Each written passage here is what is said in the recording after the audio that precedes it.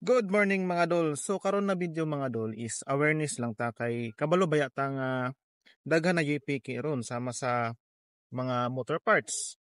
So karon mga dol kung palit man galing kag motor parts no labi na sa Honda ta nga brand mga dol is nana siya makita nga ilhanan no. So karon ako ipakita sa inyo mga dol ang ilhanan sa Honda nga motor parts kay lisod kay mapikian mga dol kay labi nagmapaslak na diha sa imong motor delikado kaayo kay dali ra kay na maguba wala na sa saktong quality. So karon madol tan-awan nimo ni ang akong isa sa mga ilhanan kung genuine ba ang imong napalit na parts. So mao ni siya dol no, example ani nga parts no. Kuha lang ni siya washer sa atong drain plug sa atong engine oil. So kaning parts mga dol is napalit na ko siya sa kasa. So sigurado ko nga genuine siya.